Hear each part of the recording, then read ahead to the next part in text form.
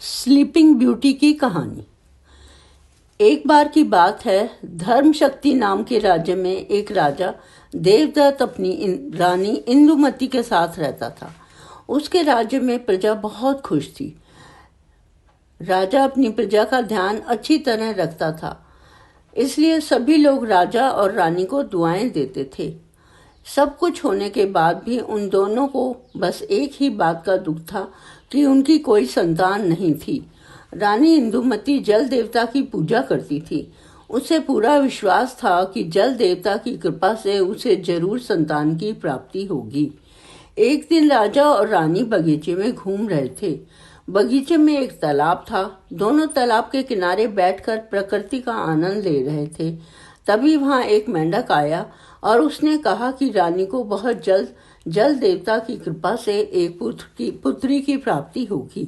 मेंढक ने जो कहा था वो सच हुआ और उसी साल रानी को जल देवता की कृपा से खूबसूरत बेटी हुई।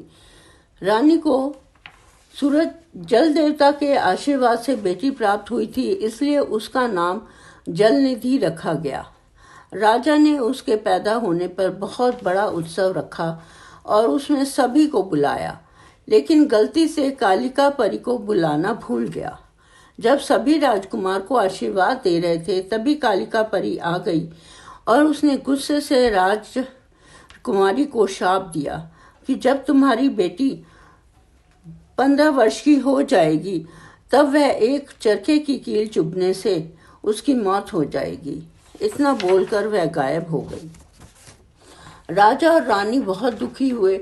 उनको दुखी देखकर श्वेत परी ने उसको सांत्वना देते हुए कहा, चिंता मत करो, मैं इस श्राप को रोक तो नहीं सकती, लेकिन इसे कम कर सकती हूँ। श्वेत परी ने कहा कि कील चुभने से राजकुमारी 100 साल के लिए सो जाएगी, साथ ही पूरी प्रजा और आप सभी सो जाएंगे। लेकिन जब कोई सुंदर राजकुमार इसका माथा चूमेगा तो इसके साथ साथ आप सब भी जाग जाएंगे। इतना बोलकर परी गायब हो गई। धीरे धीरे समय बीतने लगा। राजकुमारी जलनिधि बड़ी होने लगी। वो समय भी आ गया जब राजकुमारी 15 साल की होने वाली थी। जिस दिन राजकुमारी का जन्मदिन था, वो खेलते खेलते किसी तहखाने में पहुंच गई। वहां पुराना चरखा रखा हुआ था।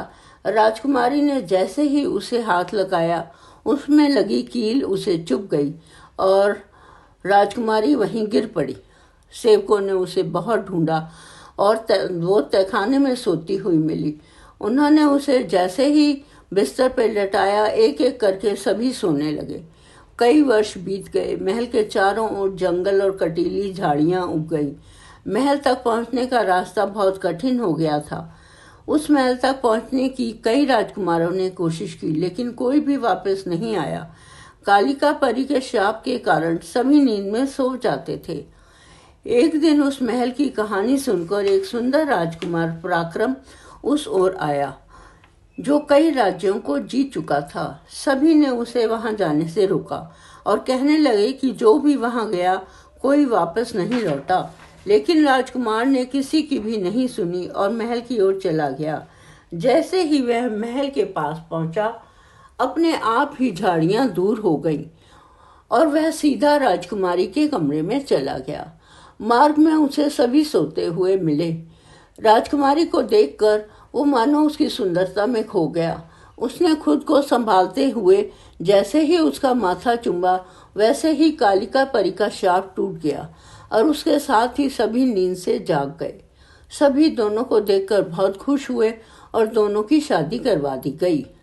कहानी से सीख, दूसरों का अच्छा चाहने वालों के साथ कभी बुरा नहीं होता। धन्यवाद।